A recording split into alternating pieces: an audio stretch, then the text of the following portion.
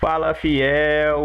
Olha eu aqui, galera, trazendo mais um videozinho top pra vocês, né, rapaziada? Timão classificado para a final vai enfrentar o Flamengo e hoje é dia de rir dos antes, né, cara? Hoje é dia de rir dos antes, hoje é dia de assistir jogo aberto, assistir futebol 90, futebol 360, ESPN FC. Hoje é dia de rir dos antes, porque os caras, todo mundo colocou o Fluminense na final. Todo mundo viu o Fluminense, exceto um comentarista, hein, galera? Vocês têm que elogiar muito esse comentarista. Pascoalito. Pascoalito sempre fala: eu nunca duvido do Corinthians. O poder da Neoquímica Arena é um negócio surreal, galera. Surreal. É um trem que só louco consegue explicar, né? Que a Neoquímica Arena consegue fazer com os seus adversários, cara? Que a Neoquímica Arena consegue fazer com os adversários do Corinthians? O Fluminense é um timaço, joga pra caramba, mas na hora que caiu dentro da Neoquímica Arena, os caras sucumbiram diante do Corinthians. Galera, quero deixar já os créditos ao canal Jogo Aberto, o link tá na descrição. Deixa aí o seu comentário, a sua opinião sobre tudo que aconteceu e o que será nesse jogo contra o Flamengo. E não saia, galera, do vídeo sem deixar o seu like. Você que ainda não é inscrito, dá essa moralzinha aí pra gente, se inscreva no canal e bora pro vídeo. Sabe se vai ter programa hoje aí? Alguém sabe? Tô te esperando. Aí! Tô te esperando, E Rona. nossa alegria! Eu assim, sem ganhar nada, sem ganhar Posso nada, falar? ele já é um fenômeno. Ninguém duvida que a torcida brasileira mais feliz nessa sexta-feira é a do Corinthians. Primeiro que a festa de sempre lá na Neoquímica Arena, e isso sempre ajuda e agarra a vontade. Eu falei pra você aqui que me impressionou a disciplina tática, a dedicação que os jogadores tiveram para construir um placar, que até talvez tenha sido excessivo para o que foi o jogo, mas o Corinthians foi superior, fez valer o mando de campo e ganhou sem sofrimento do Fluminense, está na final com todos os méritos. Muito bem, Loirão. Esse foi o jogo, essa foi a leitura, a humildade do corintiano, ou do jogador, né?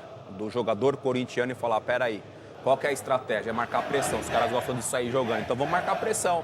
Os caras marcaram pressão o tempo inteiro. Primeiro tempo praticamente inteiro, o Corinthians estava marcando a saída de bola do Fluminense, que é uma característica que, por ironia do destino, numa bola isolada, o Balbuena ganha ali. Por que o Diniz...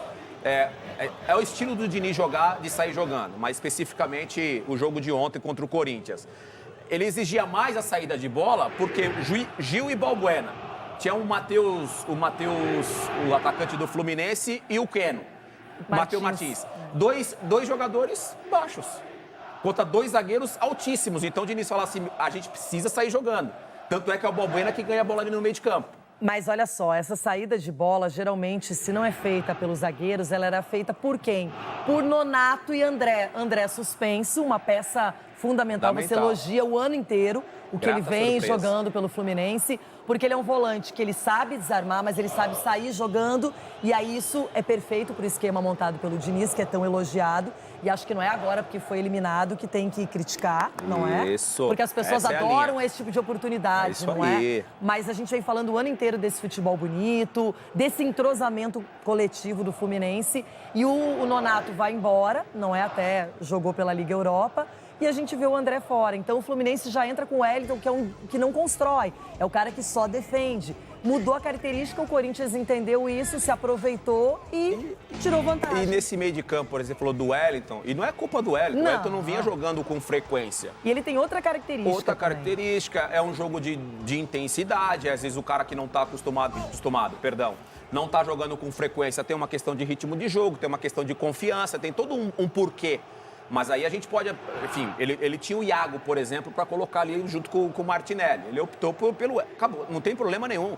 É uma opção do Fernando Diniz. E você foi muito feliz quando você fala que não dá para crucificar o trabalho do Fernando Diniz, porque até ontem, antes do jogo, todo mundo elogiava o trabalho do Diniz. Não, e até lá o Jornal Marca falou que ele é uma alternativa para a seleção brasileira, enfim, porque tem um estilo de treinar que é o único, que é corajoso, mas de vez em quando, se não for perfeito o esquema, pode sofrer um revés como esse 3-0. Eu quero falar de Renato Augusto, um jogador que tantas e tantas vezes os corintianos dizem: nossa, se o Renato estivesse em campo, se estivesse nessa partida do Brasileirão, era outra história. A gente sabe, não é nenhuma surpresa, que ele vem enfrentando alguns problemas de condicionamento físico, está se preservando. E como se preservou para esse jogo? Como jogou?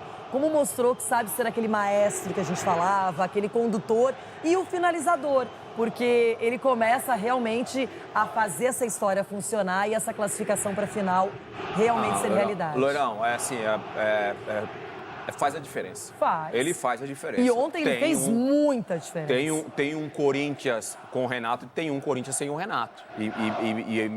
E o Fagner da mesma forma, que é um cara que dá uma opção de saída pelo lado direito.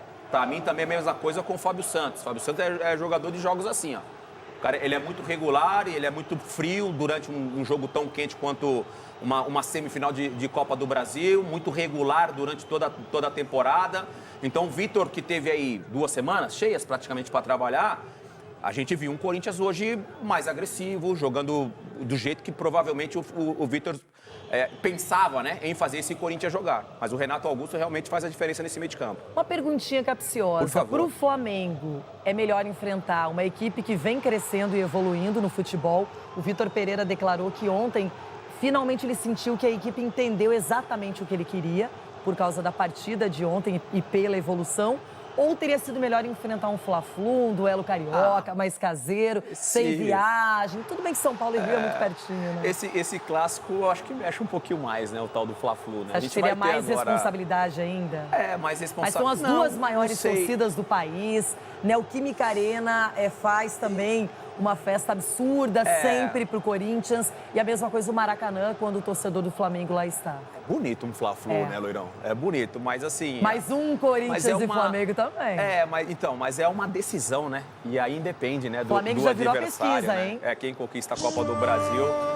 Assim, o Flamengo, obviamente, tecnicamente, é muito melhor do que o Corinthians. E o que eu acho, e achava ontem, não muda a minha opinião, o Fluminense também, tecnicamente, para mim, é melhor do que o Corinthians. Mas você usou aqui uma frase que é o comprometimento tático que o Corinthians teve. Claro, e mata-mata é fez a diferente. diferença. O mata-mata, por exemplo, eu acho que o Fluminense começou a ter um problema quando ele deixou o Corinthians com o Roger Guedes empatar naquele 2-2 do Maracanã. Porque se ele vem pra cá com uma vitória, é outra história, é outro jogo, até a maneira de você poder enfrentar um adversário dentro de casa. E o Corinthians, raça, vontade, entrega, não é? E você falou em Fla-Flu, já teremos um no final de semana, só que é pelo Campeonato Brasileiro, 27ª rodada da Série A. Não, se não tem as mães, não entra não. Você ajuda do profissional. É isso aí, que coisa linda, Renata. A arena pulsante ontem, meu Deus do céu. Olha aqui no telão, tá tudo aqui escancarado pra você, Ronald. Que é isso, vou falar uma coisa pra vocês, hein? Pra ficar bem claro. Te amo, gigante, porque ontem a bola do jogo, menino, aquela roubada do Ganso, o Ganso roubando bola. Meu Deus, onde nós vamos parar com esse futebol? O homem não erra um passe, O homem não erra nada. Olha o tapa do... O Fábio também é um goleiraço, hein, velho? Que goleiraço. Aí falaram que ele falhou no primeiro gol. Vai lá no gol ver. São 7h32 por 2h14. Olha o gigante. Meu Deus, que é isso? Que espetáculo! Ó, o tapa! Foi se ele corta a unha, ele não pega a bola. Meu Deus. Gigante pela... Olha lá o Fábio, olha, quebra, tá vendo? E o pessoal, ele falhou. Boa recuperação do Balbuena, o tapa do Roger. E agora, que é isso? Que golaço. Renato Augusto, menino, você me representa. Que tirada. Olha o tapa, ó. Equilibrou. Faz a falta, Wellington! Faz a falta, Wellington!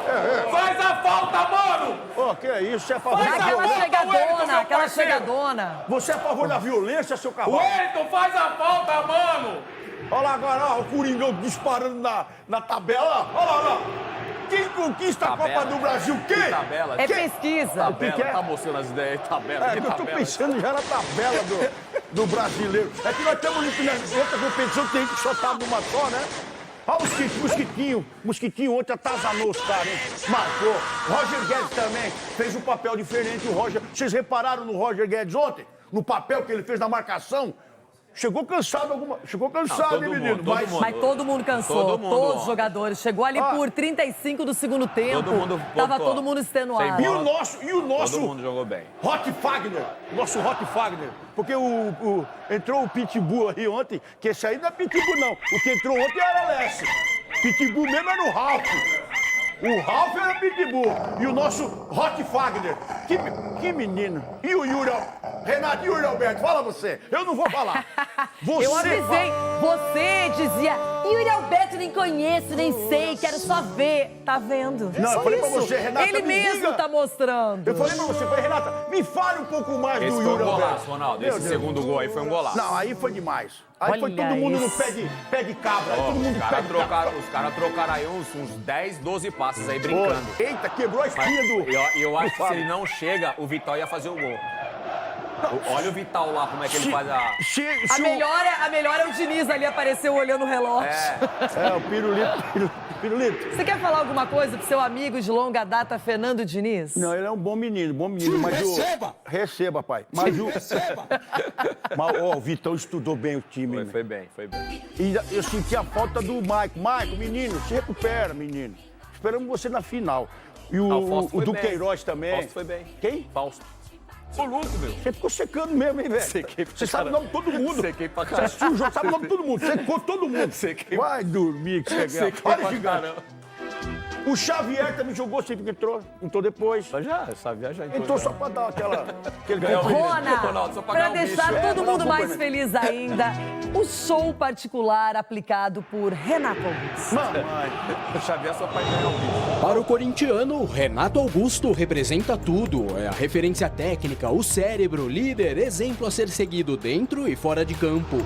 Aos 34 anos, no entanto, a idade cobra um preço bem mais alto em relação à primeira passagem pelo clube, quando se tornou a engrenagem central de um grupo consagrado pelo Paulistão e a Recopa de 2013, além do Brasileirão de 2015.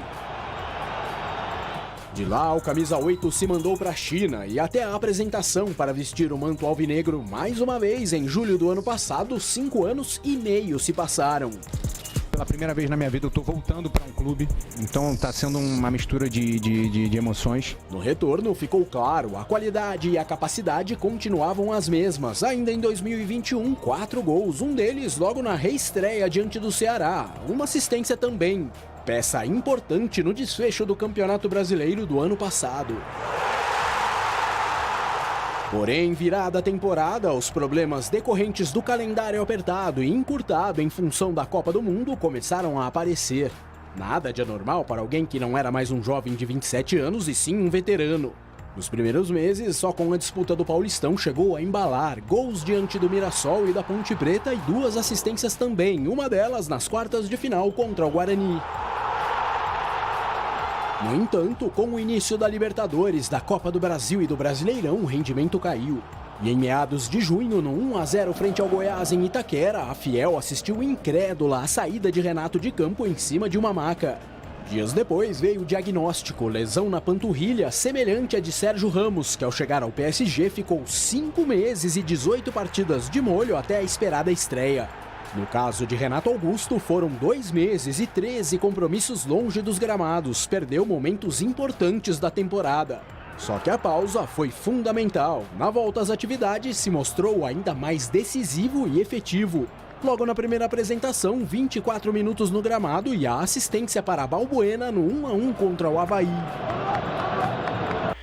Bom, rapaziada, isso aí, né, galera? A gente vai encerrando por aqui. 13 minutos, 14 minutos de vídeo já.